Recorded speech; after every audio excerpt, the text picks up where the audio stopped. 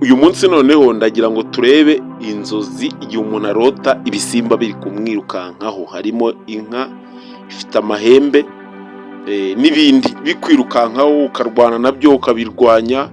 Hari abo byirukankaho bikabarwanya bikabatsinda, hari abo byirukankaho bikanabarya. Ni ibintu byinshi ariko ibyo byose tugiye kubibona. Uyu munsi rero ndifuza ko twareba igihe ibisimba bikwirukankaho ukabyirukankaho ariko kubisiga bikakunanira, ukabirwanya ariko wajya kugikubita ukumva imbaraga zirabuze. Ndagira ngo uyu munsi tubisobanukirwe.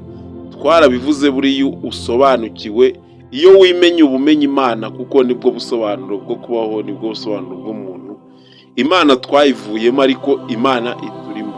Twayivuyemo gute? Ukuntu yamanutse, ukuntu yigaragarije muri Yesu. Yasohotse mu mbaraga zindi zo kuba mu ijuru, iza mu mbaraga zo kuba hano. Ubwo yambaye umubiri, yambara inyama, yambara amaraso kugira ngo ibe hano. Ibi rero ndifuza ko twabisobanukirwa. Umunsi iragira ngo dusobanukirwa imbaraga iri hagati, cyangwa se intambara iri hagati y'imbaraga zawe z'imbere, cyo bita spirituelle, n'imbaraga z'inyuma zishaka kukubuza gukura mu rumuri. Sibyo? Mureke tubisobanukirwe mu byiciro byose kugira ngo tumenye neza iby'umwuka cyangwa se imyuka yacu iri kutwereka, iby'umwuka wacu uri kutwereka. Sibyo? Ibisimba mu nzozi bihwanye n'imbaraga zishaka kugucogoza. Icyo kintu bivuze. Ibisimba mu nzozi bihwanye n'imbaraga zishaka kugucogoza.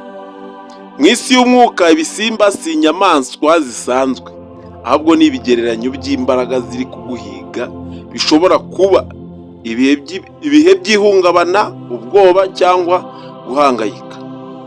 Imbaraga z'abazimu b'iwanyu cyangwa imbaraga z'umwijima zishaka kugufata mbere y'uko ukura, zirashaka kugufatirana utarakura. Intekerezo zawe zishaje n'imico itacyubaka zigaragaza ubwazo nk'ibisimba biguhiga.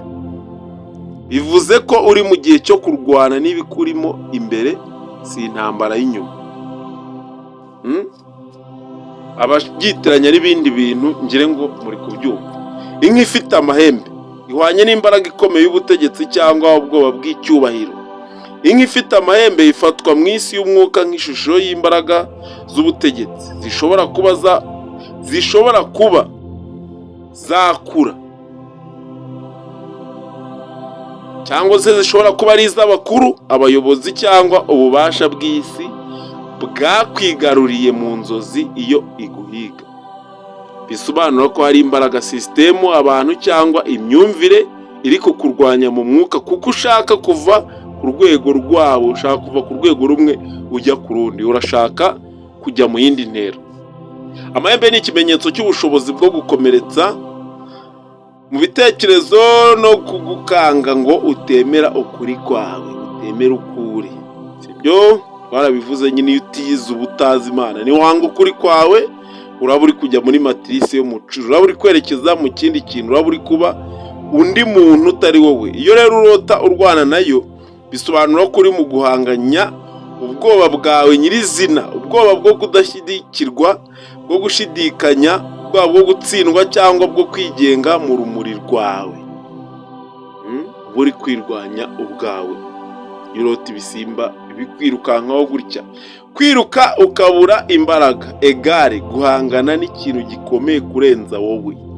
Sibyo? Imbaraga y'umwuka iri untouchable, iri tangible. Uri guhangana n'ikintu kirengeje imbaraga wowe ubwawe, imbaraga zawe.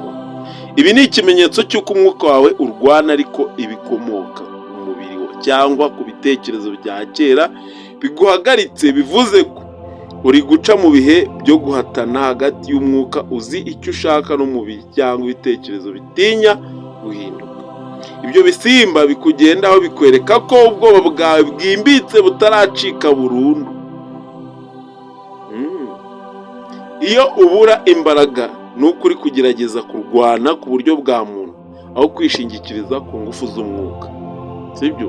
Twarababwiye dukwiye kurwana twambaye imbaraga, dukwiye kwambara imbaraga kugira ngo dutsinde. Izo mbaraga turazambara gute rero?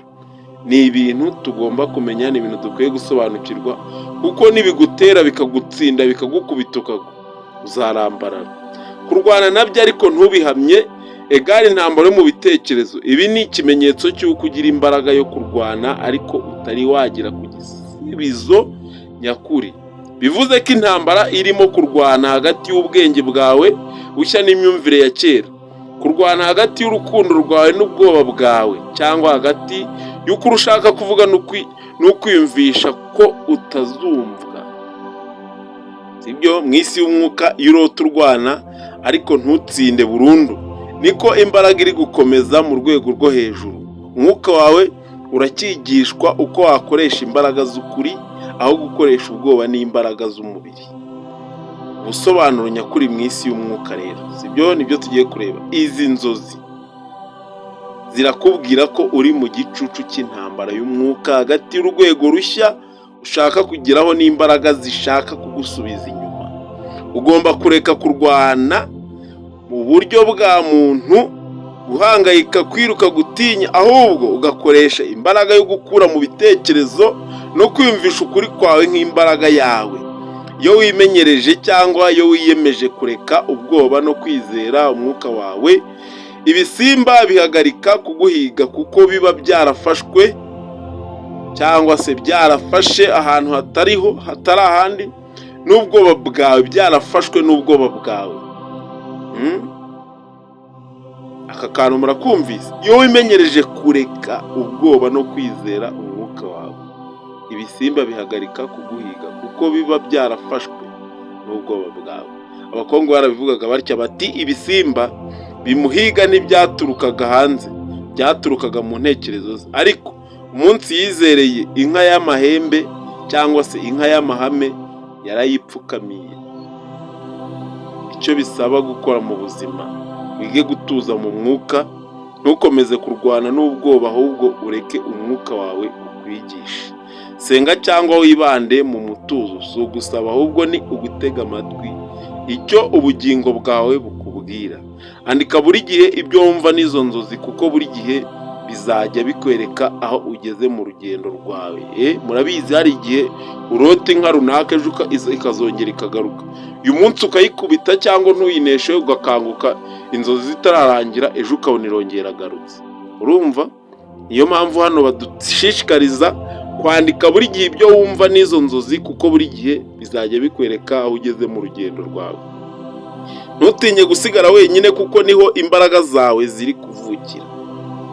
Ntutinye gusigara wenyine, kuko niho imbaraga zawe ziri kuvukira. Twarabibonye, abantu bakomeye inshuro nyinshi usanga bagira igihe baba cyo kuba bonyine kugira ngo bafate icyemezo cya kindi icyemezo gihamye, cyerekeye, gishingiye kuri